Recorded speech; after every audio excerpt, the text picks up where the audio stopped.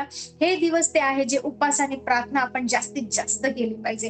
हे दिवस ते आहे ते जास्तीत जास्त अन्य भाषेत आपण बोललं पाहिजे. जास्तीत जास्त पवित्र आत्म्याची वाणी ऐकून आपण स्वतःमध्ये बदल केला पाहिजे. देवाचं वचन आपली परिस्थिती बदलत नाही, देवाचं वचन आपल्याला बदलतं. त्या परिस्थितीवर अधिकार करण्यासाठी, त्या परिस्थितीवर मात करण्यासाठी, त्या परिस्थितीवर विजयी होण्यासाठी देवाचं वचन आपल्यामध्ये बदल घडवून आणतं. Praise the Lord. So if you are praying, समजा पती पत्नी असेल आणि मोस्ट ऑफ द टाइम पत्नी दरवेळेस चर्चला जाऊन जर प्रार्थना करत असेल, माझ्या नवऱ्याचं तारण होऊ दे, माझा नवरा बदलू दे, माझ्या नवऱ्यामध्ये ही सवय चांगली नाही, माझ्या नवऱ्यामध्ये ते चांगलं नाही, प्रेयर रिक्वेस्ट जर लिहून देत असेल तर मी तुम्हाला सांगते, देवाचं वचन तुमची प्रार्थना जी आहे ते तुमच्या नवऱ्याला बदलणार नाही, तुमची प्रार्थना तुम्हाला बदलणार, जेणेकरून तुम्ही ते ख्रिस्ताचं प्रेम, ख्रिस्ताची आपुलकी त्यामध्ये दाखवणार आणि तुम्ही तुमच्या नवऱ्याला जिंकणार. Hallelujah. Shall I share small testimony?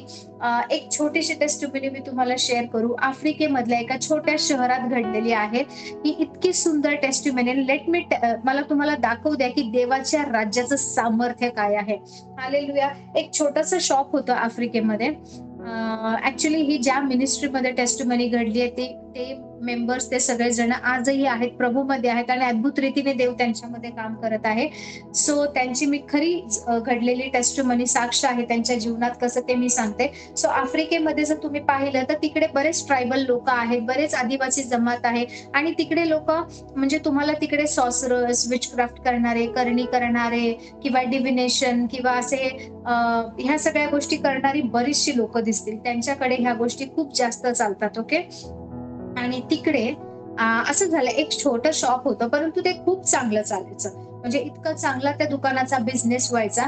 तर ते दुकान ज्यांचं होतं ना, ज्या पती पत्नीचं, तर त्या पती पत्नीच्या शेजारी एक परिवार राहत होता आणि त्या पती पत्नीचं जे दुकान त्यांचं चालतंय, त्यांचा बिझनेस एवढा वाढतोय, इतकं उत्पन्न त्यांना मिळतंय, इतकं इन्कम होतंय, हे पाहून त्यांचे शेजारी नेहमी त्यांच्याविषयी जलस असायचे. तोंडावर बोलायला खूप चांगले, कसं आहे, काय, हेल्पफुल, एकदम आपण शेजारी, एकदम प्रेमा, म्हणजे असं दाखवायचं जसं काय एकदम घनिष्ठ मित्र आहेत, एकदम एकमेकांचे सख्खे शेजारी. परंतु त्या शेजाऱ्यांचं हृदय हे शॉप ओनर जे आहे त्यांच्याविषयी चांगलं नव्हतं. आणि असं झालं की हे जे त्यांचे शेजारी आहेत त्यांना त्या पती पत्नी आणि त्यांच्या बिझनेस मध्ये चालणारी उन्नती पाहत नव्हती. तर त्यांनी काय केलं माहिती, त्यांच्या एरियात राहणाऱ्या एका हर्बलिस्ट कडे किंवा अशा त्या स्त्रीकडे गेले जी एक प्रकारे विचक्राफ्ट करणं, एक प्रकारे कंट्रोलिंग करणं ह्या गोष्टी करायची. आणि ते म्हणाले, आम्हाला स्वतःचा बिझनेस सुरू करायचा आहे, परंतु आमचे जे शेजारी आहेत त्यांचा बिझनेस आम्हाला जो चालतोय, वाढतोय, ते लोक इतके सुखाने राहत आहेत, पती पत्नी, त्यांना लेकरं आहेत, खूप चांगलं कुटुंब आहे, हे आम्हाला पाहवत नाहीये. पहा, मी तुम्हाला काही गोष्टी थोड्या फास्ट सांगते. Just try to grasp the things. या गोष्टी समजायचा प्रयत्न करा. मी जे सांगते ती स्टोरी सांगत नाही, मी खरी घटना तुम्हाला सांगते. सो जे हे शेजारी होते ते अशा स्त्रीकडे गेले आणि तिला म्हणाले की आमच्या शेजाऱ्यांचा आहे ना, त्यांचा बिझनेस पूर्ण लॉस झाला पाहिजे, ते पती पत्नी पूर्ण त्यांच्यामध्ये फूट पडली पाहिजे आणि ते पूर्ण फॅमिली डिस्ट्रॉय व्हायला पाहिजे, तर त्यासाठी आम्ही आलो आहोत. आणि ती जी विचक्राफ्ट करणारी, जी हर्बलिस्ट जी स्त्री होती, त्या स्त्रीने त्यांच्याकडून काही पैसे घेतले आणि त्यांना म्हणाली की असं असं करावं लागेल. जसं तिने काहीतरी एक सॅक्रिफाईस, म्हणजे एक कुठलं तरी प्राणी बलिदान केलं तिकडे.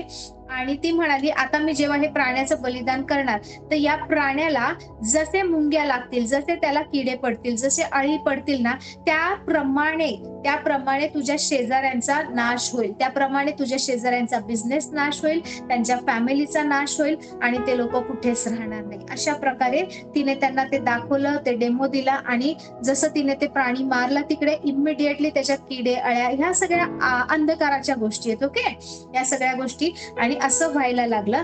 आणि मग तिने त्या फॅमिलीला सांगितलं की एक काम करायचं, त्यांच्याकडे जायचं तुम्ही त्या दुकानामध्ये आणि उद्या वगैरे तिने एक टाइम सांगितला. आणि त्या दुकानामध्ये, त्या दुकानाचा जो मालक आहे, म्हणजे जो ते पती पत्नी पैकी जो पती आहे त्याच्याकडे जायचं आणि त्याला म्हणायचं, एखादी बंदी नोट घेऊन जायची आणि म्हणायचं, मला ह्याचे सुट्टे पैसे दे, मला हे सेम अमाऊंट मला थोडं छोट्या छोट्या नोटेमध्ये दे. म्हणजे आपण कधी कधी 500चे वगैरे नोट आपण सुट्टी करून आणतो, 100-100च्या नोटा घेतो तसं.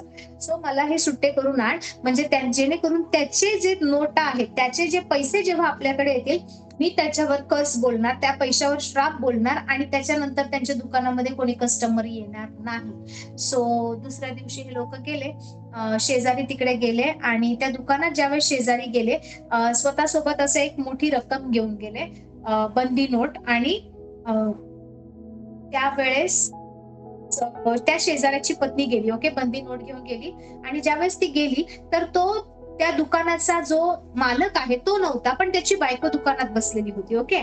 तर बायको दुकानात बसलेली आणि पैसे तर घ्यायचे होते. त्या दुकानाचा ओनर म्हणजे जो मालक आहे त्याच्याकडून घ्यायचे होते. तर त्या गोष्टी ते श्राप देणं, त्यांचा नाश करणं हे करू शकत होते. मग त्यावेळेस असं झालं, की ही जी शेजारी त्यांच्यावर त्यांच्याशी भले हाय, बाय खूप चांगलं बोलते, पण तिच्या मनामध्ये इंटेन्शन वेगळं आहे, की ह्यांचं नाश व्हावा, ह्यांचं नुकसान व्हावं म्हणून ती त्या दुकानात गेली आणि तिकडे गेल्यावर हिचं काम काय होतं, जे पैसे आहेत ते सुट्टे करायचे. म्हणजे हिचे पैसे त्यांच्याकडे जातील आणि त्यांच्या गल्ल्यातले, त्यांच्या खिशातल्या नोटा हिच्याकडे येतील, ज्याच्यावर ते श्राप बोलतील. ओके. आणि असं झालं. मग त्यानंतर ज्यावेळेस ती गेली, तो माणूस तर दुकानात नव्हता, त्याची बायको बसलेली. तर असं झालं, की ती बायको दुकानात बसली आणि तिने खूप प्रेमाने त्यांना विचारलं, "कसे आहे तुम्ही? काय चाललंय?" वगैरे असं. आणि ही जी बाई त्यांच्याकडे सुट्टे पैसे करायला गेली होती, तिने ते करूच शकली नाही. तिने काय केलं माहिती, तिच्याकडे जेवढे पैसे होते ना, त्याच्या वस्तू विकत घेतल्या. 1 वस्तू, 2 वस्तू, 3 वस्तू आणि सगळ्या पैशाच्या वस्तू विकत घेतल्या. ती त्या दुकानात शॉपिंगसाठी गेली नव्हती. त्या दुकानामध्ये चुकीचं काम करायसाठी गेली होती. परंतु तिकडे तो नवरा नव्हता. त्याची बायको बसली आणि त्या दुकानामधून ती सगळ्या वस्तू घ्यायला लागली आणि तिला गरज नसलेल्या वस्तू सुद्धा सगळ्या घेतल्या आणि बाहेर आली. बाहेर आल्यावर ती जी हर्बलिस्ट, ती विचक्राफ्ट करणारी स्त्री तिच्याकडे गेली. ती म्हणाली, "आणलेस तू सुट्टे पैसे? दे त्यांच्या नोटा. मी त्यांच्यावर आता श्राप बोलते." तर ती म्हणाली, "मला माहित नाही. पण मी जेव्हा त्या दुकानात गेले, तो नव्हता, त्याची बायको होती आणि मला माहित नाही, पण जेवढे पैसे घेऊन गेले त्या सगळ्याचं मी शॉपिंग करून आलीये. मला माहित नाही मी हे का केलं." आणि मग ती जी विचक्राफ्ट करणारी बाई होती ती म्हणाली, "तुला काहीच जमत नाहीये, थांब." मग तिने काय केलं, तिच्या नातीला बोलवलं, स्वतःची नात, आणि ती म्हणाली, "हे पैसे घेऊन जा त्या दुकानामध्ये दुसऱ्या दिवशी." ती म्हणाली, "आता आपण आज नको जाऊया, दुसऱ्या दिवशी." मग दुसऱ्या दिवशी तिने, त्या बाईने, त्या विचक्राफ्ट करणाऱ्या स्त्रीने स्वतःच्या नातीला बोलवलं आणि म्हणाले, "हे पैसे घेऊन जा. त्या दुकानाचा जो हा माणूस, जो ओनर आहे, जो मालक आहे, तो बसलेला असेल, त्याच्याकडून तू काय करायचं, सुट्टे पैसे घेऊन यायचे आणि ते सुट्टे पैसे आणून तू मला दे."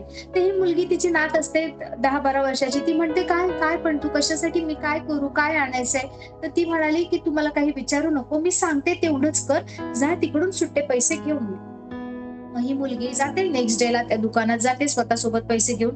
आणि ज्यावेळेस ही मुलगी जाते, तेव्हा पण ती बघते त्या दुकानाचा मालक नाहीये, त्याची बायको तिकडे बसलेली आहे आणि बायको खूप प्रेमाने त्या मुलीला विचारते. आता ही मुलगी कोण आहे, विचक्राफ्ट करणाऱ्यांची नात आहे. तर ती म्हणते, की "कशी आहेस, तुझं कसं चाललंय, काय पाहिजे तुला?" इतक्या प्रेमाने तिचं स्वागत करते, इतक्या प्रेमाने बोलते आणि ही मुलगी पण एकदम "हा, छान आहे" बोलते. ही मुलगी पण तिकडे एक मिशनसाठी गेली, अंधकाराचं मिशन त्यांचं, की सुट्टे पैसे घेऊन यायचे. पण ही मुलगी त्या दुकानात जाऊन शॉपिंग करून येते, सगळे पैसे गमवते आणि थोड्या वेळाने जाते परत तिकडे. तिची आजी म्हणते, "आणलेस तू सुट्टे पैसे? दे मला, मला त्याच्यावर श्राप बोलायचाय." ती म्हणते, "मला माहित नाही, पण मी ज्यावेळेस त्या दुकानामध्ये गेले, तिकडे छोटासा ना टेप रेकॉर्डर ठेवलेला होता. त्याच्यावर काहीतरी वचनं चालू होती, कुठलं तरी मीटिंग, कुठलं तरी." कारण त्या दुकानात जी स्त्री बसलेली असायची, त्याची बायको, ती विश्वासू होती, ती ख्रिश्चन होती. तिचा नवरा विश्वासू नव्हता. ओके. तिचा नवरा विश्वासू नव्हता, अविश्वासू होता, परंतु ती विश्वासू होती. तर ती नेहमी स्तुती आराधना करायची, नेहमी वचन ऐकायची, बरेच वेळा काम करता करता अन्य भाषेमध्ये बोलत राहायची. ती कस्टमर पण हँडल करत असेल तरी सुद्धा अन्य भाषेत बोलायची, ब्लेस करायची, आराधना, हे तिचं दिवसभर चालू असायचं. आणि मग ती म्हणते, "मी गेली, तिने मला खूप प्रेमाने विचारलं आणि मला माहित पण नाही मी एवढी का शॉपिंग केली, पण मी सगळ्या पैशाचं सामान विकत घेऊन आले." मग तिची आजी म्हणते, "तू पण असंच केलं का?" मग आदल्या दिवशी जी शेजारी गेलेली असते, ती म्हणते, "त्या दुकानात गेल्यावर तुला कोण भेटलं?" ती म्हणते, "तिकडे एक लेडीज बसली होती."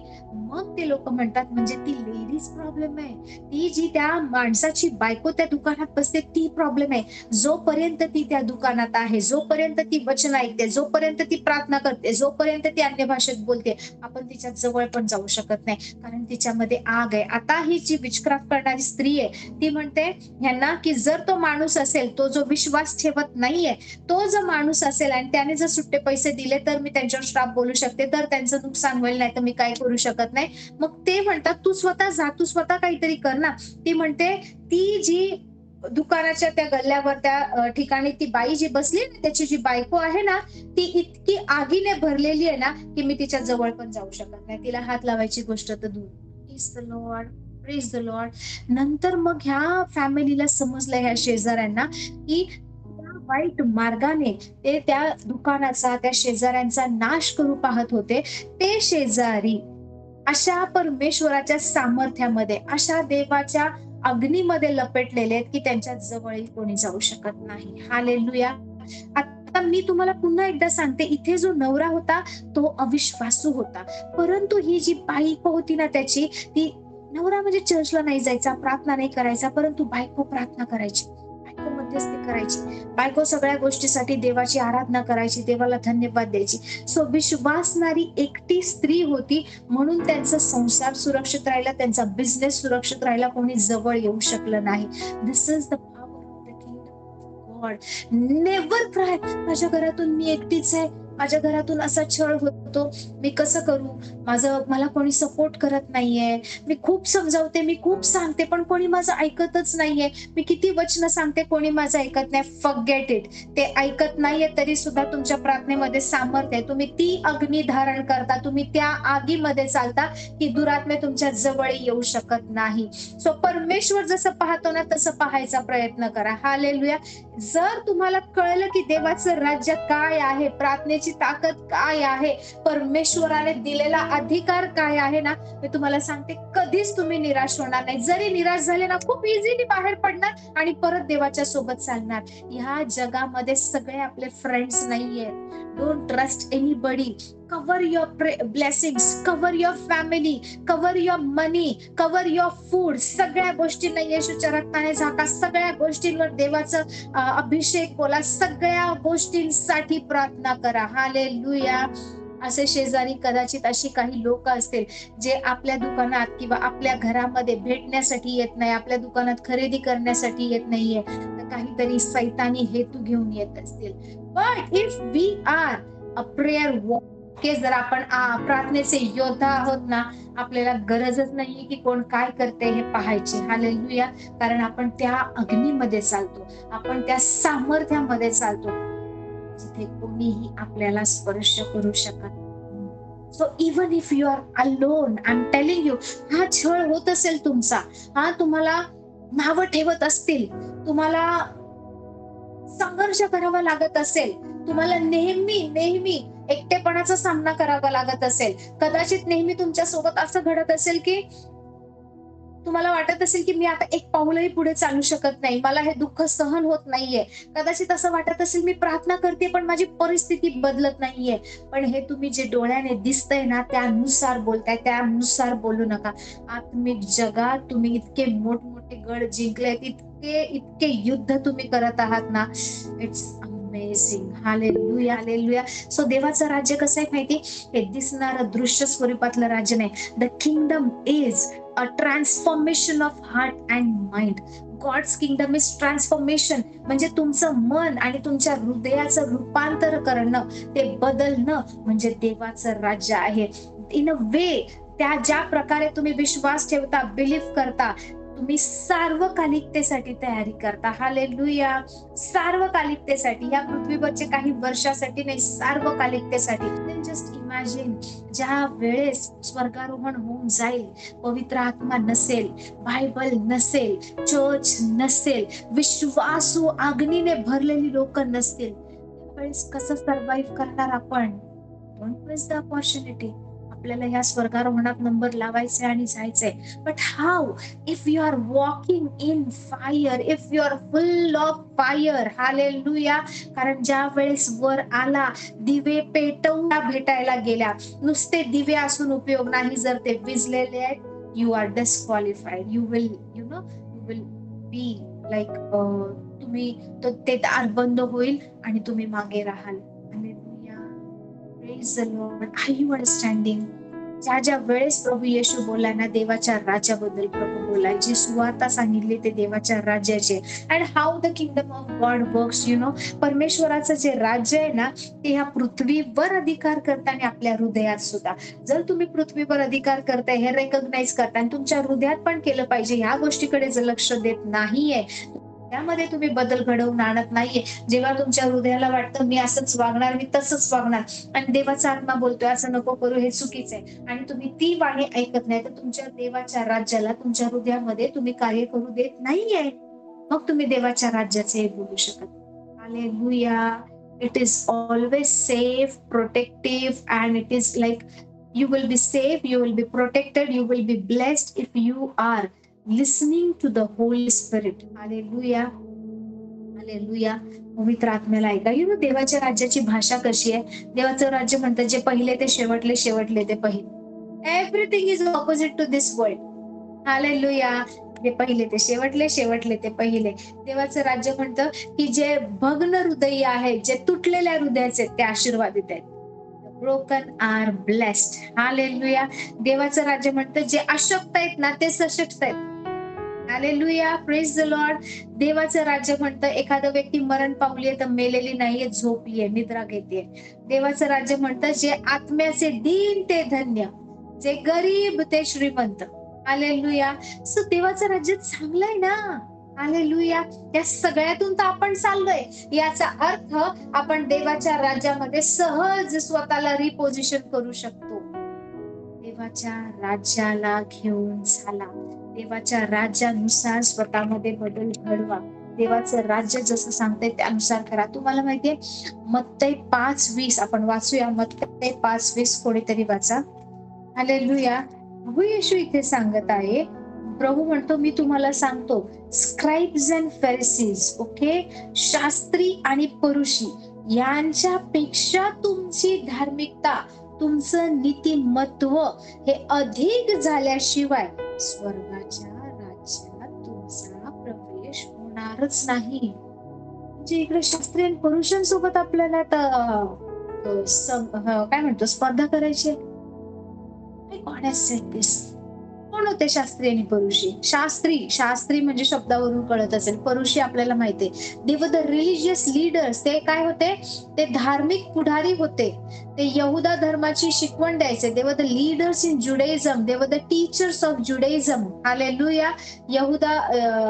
यहुदी धर्माची शिकवण द्यायचे, त्याविषयी ते शिकवायचे. ते शास्त्र शिकवणारे, देवाचे नियमशास्त्र लोकांना सांगणारे आणि ते विधी पाळणारी अशी सगळी लोक होती. मंदिरामध्ये ते सेवा कार्य करणारी लोक होती आणि ते काय करायचे की ते नियम फॉलो करणारे, लॉ फॉलो करणारी लोक होती आणि त्यांचे जे आज्ञाधारकपणा आहे किंवा त्यांचं जे नीतिमत्व आहे, त्यांची धार्मिकता म्हणजे शास्त्री आणि परुषी लोकांची पण एक धार्मिकता आहे, एक आपली धार्मिकता आहे, एक ख्रिस्ताची धार्मिकता आहे, एक परमेश्वराचं नीतिमत्व आहे. Hallelujah. Hallelujah.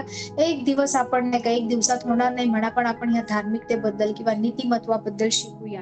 Praise the Lord. So इकडे परमेश्वर काहीतरी वेगळं बोलत आहे. येशू स्वतः म्हणालाय, जो येशू देवाच्या राज्याची घोषणा करत आहे, देवाच्या राज्याबद्दल बोलत आहे, प्रभू इकडे म्हणतोय नियमशास्त्र मी रद्द करायला आलो नाही, तर ते पूर्ण करायसाठी आलो आहे. जोपर्यंत नियमशास्त्रातील एक सर्व गोष्टी नियमशास्त्रातील सगळे वचन ही पूर्ण होणार, त्यातला एकही काना किंवा मात्रा रद्द होणार नाही. आणि हे प्रभू येशू ज्यावेळेस बोलतो त्याच्यानंतर प्रभू काय म्हणतो माहितीये का? आकाश पृथ्वी नाहीशी होतील, परंतु मी सांगतो त्या गोष्टी होऊनच राहणार आणि हे वचन नाहीसं होणार नाही, रद्द होणार नाही. आणि मग प्रभू येशू त्या सगळ्या लोकांना म्हणतोय, त्याच्या शिष्यांना म्हणतोय, शास्त्री आणि परुषी ह्या लोकांकडे पहा, त्यांच्यापेक्षा तुमचं नीतिमत्व जोपर्यंत जास्त होत नाही तोपर्यंत तुम्ही स्वर्गाच्या राज्यात प्रवेश करू शकता. आता हे कुठलं नवीन आलं? आता हे काय आलं की आपल्याला त्यांच्या सारखं करावं लागेल का त्यांच्यापेक्षा जास्त करावं लागेल? म्हणजे शास्त्री आणि परुषी लोकांसारखे कपडे घालून फिरायचं, त्यांच्यासारखं उभं राहायचं, त्यांच्यासारखं वागायचं, त्यांच्यासारखं ढोंगाने प्रार्थना करायची, त्यांच्यासारखं बिहेव करायचं. बायबलमध्ये दिले ना, प्रभू म्हणतो तुम्ही ढोंग्यासारखी प्रार्थना करता, कारण तुम्ही लोकांना त्या गोष्टी करायला जर सांगता जे त्यांना शक्य नाहीये आणि तुम्ही त्यांच्यावर एवढं भार लावता, तुमचा बोटाने पण तुम्ही मदत करत नाही, एक बोट पण त्यांना सपोर्ट करत नाही आणि तुम्ही त्यांच्यावर ह्या गोष्टी लादता. आणि तरी सुद्धा हे रिलिजियस लीडर्स आहेत, हे धार्मिक पुढारी आहेत. मी इकडे आणि प्रभू म्हणतोय त्यांच्यापेक्षा जास्त धार्मिकता व्हायला पाहिजे. काय फरक होता माहिती? शास्त्री आणि परुषी लोक कम्प्लीट नियम पाळायचे, सगळे विधी पाळायचे, एकही शब्दात चुकवायचे नाही. देव जे बोललाय ते सगळं करायचे. But that was the external obedience. ते फक्त करायचं म्हणून केलेलं आज्ञाधारक पण होतं. त्यांचं हृदय they were not doing it by heart. They were not having that relationship with God. They were just following the laws. म्हणजे माझी इच्छा नाहीये पण नियम आहे म्हणून मी सिग्नलला थांबते. नाही तर सिग्नल बंद असेल तर मी कधीच नाही का गाडी पळवून जाईल. मी बघणार पण नाही कोण कुठे आहे. मी ज्या कॉलेज, ज्या ऑफिसला किंवा ज्या स्कूलमध्ये जाते तिथले नियम मला आवडत नाही, पण माझ्याकडे पर्याय नाही म्हणून मी फॉलो करते. लाईक दॅट, अशा प्रकारे शास्त्री आणि परुषी होते, जे नियमशास्त्र पाळायचे आणि ते स्वतःला यहुदी धर्माचे लीडर्स, पुढारी समजायचे आणि त्यांना त्या गोष्टीमध्ये अभिमान वाटायचा. बाजारामध्ये, वेगवेगळ्या ठिकाणी, सभांमध्ये मोठमोठी मानापानाची स्थानं घेणं त्यांना आवडायचं आणि ते नेहमी लोकांना हे असं केलं, ते तसं केलं, तसं केलं. सो बोलायचे सगळे राईट, बोलायचं ते वचनानुसारच, परंतु त्या सगळ्या गोष्टींना ते कुठेतरी ट्विस्ट करायचे आणि ते लोक कधीच देवाशी संलग्न, देवाच्या जवळ, देवाच्या इच्छेने, देवाच्या हृदयाशी समरूप असं वागले नाही. सो बाह्य रीतीने ते सगळ्या गोष्टी पूर्ण करायचे आणि प्रभू म्हणतोय की त्यांच्यापेक्षा तुमचं नीतिमत्व अधिक झालं पाहिजे. ते लोक सुद्धा नियम फॉलो करतात, ते लोक सुद्धा विधी पाळतात, ते लोक सुद्धा सगळं करतात, परंतु त्यांचं हृदय माझ्यापासून दूर आहे. ते फक्त एक्सटर्नली, बाह्य रीतीने ह्या गोष्टी करतात. तर त्यांच्यापेक्षा तुमचं नीतिमत्व जास्त व्हायला पाहिजे. तुम्हाला हे नातं माझ्या सोबत घडवायचंय, तुम्हाला यापेक्षा बाहेर पडायचंय. तुम्ही एक्सटर्नल नाही तर हृदयापासून माझ्यावर विश्वास ठेवला पाहिजे. ते प्रभू काय दाखवतोय? शास्त्री आणि परुषी ते प्रतिष्ठित आहेत, सगळ्या लोकांपेक्षा वेगळे, सगळे आज्ञाविधी पाळतात, तरी सुद्धा ते लोक देवाचं नीतिमत्व मिळवू शकत नाही. तरी सुद्धा ते लोक देवाच्या स्टँडर्ड पर्यंत पोहोचू शकत नाही, देवाच्या योग्यतेपर्यंत पोहोचू शकत नाही. सो शास्त्री आणि परुषी किंवा ह्या लोकांनी कितीही नियम पाळले तरी ते दाखवतं की त्यांनी त्यामध्ये स्वतःला पूर्णपणे समर्पित केलंय, नियम, विधी, आज्ञा सगळं करण्यामध्ये. तरीही त्यांना देवाचा अनुग्रह, तरीही त्यांना देवाची दया प्राप्त झाली नाही. का?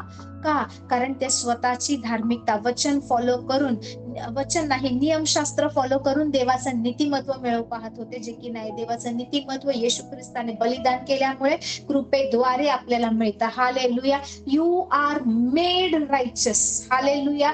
तुम्ही नीतिमान ठरवले गेले आहात. बायबल सांगतं नीतिमान ठरवले गेले. तुम्ही नीतिमान नाहीये, मी नीतिमान नाहीये, पण येशूने आपल्याला नीतिमान ठरवलं आहे. I am made righteous. You are made righteous. तुम्हाला नीतिमान बनवलंय प्रभूने. हालेलुया. ते नीतिमत्व असल्याशिवाय आपण स्वर्गाच्या राज्यात प्रवेश करू शकत नाही. हालेलुया. आणि ते नीतिमत्व जेव्हा मिळतं तेव्हा शास्त्री पुरुषांपेक्षा आपलं नीतिमत्व अधिक होतं. Hallelujah. Praise the Lord. So स्वर्गाचं राज्य अद्भुत आहे, देवाचं शासन चांगलं आहे, परमेश्वर आपल्यावर प्रेम करतो. येस, आपल्याला नियम पाळायचे आहेत, आपल्याला वचन फॉलो करायचे, आपल्याला चांगलं वागायचे, आपल्याला कपटीपणा घेऊन चालायचं नाही, आपल्याला अक्षमा घेऊन चालायचं नाही, आपल्याला सगळ्या चांगल्या गोष्टी फॉलो करायच्या आहेत. ऍट द सेम टाइम आपल्याला प्रार्थना करायची, आपल्याला मध्यस्थी करायची, आपल्याला अन्य भाषेत बोलायचे, आपल्याला देवाकडे मध्यस्थी करायचे, देवाच्या चरणी बसून त्याच्या सोबत वेळ घालवायचा आहे. आपल्याला ती अग्नी घेऊन चालायचंय. हालेलुया. रिकामे दिवे घेऊन मग तयारी करून वधू बनून काही उपयोग होणार नाही. Hallelujah. Oil is important. Praise God. That extra oil makes the difference. ती एक्स्ट्रा प्रेयर, ते थोडं जास्त प्रभू मध्ये अजून वेळ घालवणं, अजून देवाच्या चरणी थोडं जास्त बसणं, अजून देवाची वाणी ऐकणं. That extra oil makes the difference. Hallelujah. So carry that extra oil. Lamp आहे तुमच्याकडे, दिवे आहेत, त्यासोबत तेल सुद्धा घ्यायचं. सो शास्त्री आणि परुषी यांच्यासारखं बाह्य रीतीने. Praise the Lord. Hallelujah. Jesus is good. परमेश्वर चांगला आहे. Glory glory. चर्च मध्ये गेल्यावर फक्त सभेमध्ये बोलायचं नाहीये. जेव्हा चर्च नाहीये, जेव्हा चर्चचे पास्टर नाहीये, जेव्हा लीडर नाहीये, तुमचे फादर लोक नाहीयेत किंवा इतर लोक कोणी पाहायला नाही, जेव्हा ख्रिस्ती लोक नाहीयेत, त्या वेळेस तुम्ही कसं वागता ती गोष्ट ठरवते. हालेलुया. की आपण देवासोबत जाणार की नाही, आपण देवाच्या राज्याचे आहोत की नाही. मला कोणीच पाहत नाहीये, मी माझ्या जीवनामध्ये एक माझ्या पर्सनल स्पेस मध्ये एकटी आहे. आता मी चर्चमध्ये नाही, चर्चमध्ये तर सगळेच लोक प्रेज गॉड हालेलुया एकदम संत नाही का, एकदम सज्जन बिहेव करतात आहेत, मी नाही म्हणत नाहीये.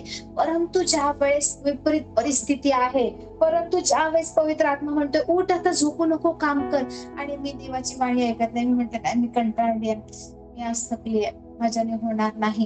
पवित्र आत्मा म्हणतोय उठ, ही झोपायची वेळ नाहीये, प्रार्थना कर. आणि मी म्हणते ठीक आहे, मी उठते, बसते, अशी प्रार्थना करता. हा, मोस्ट ऑफ द टाइम मी तुम्हाला डेमो करून दाखवते. मोस्ट ऑफ द टाइम रात्रीमध्ये उठलो किंवा सकाळी उठलो, बरेचसे लोक उठतात, धन्यवाद प्रभू, धन्यवाद प्रभू, मग असं बसायचं, झोपेतून उठायचं, असं टेकून बसायचं, धन्यवाद प्रभू आजच्या दिवसासाठी, थँक्यू जीसस, लराबाशी करना मला रा, धन्यवाद. जायचं परत थोड्या वेळाने, धन्यवाद प्रभू, धन्यवाद प्रभू, परत झोपून जायचं. हे सगळं सोडायचंय आता. Praise the Lord, praise the Lord. उठा. आपण सांगतो early in the morning I will sick his face, दावीद राजा म्हणतो. Hallelujah, thank you Jesus, thank you Lord.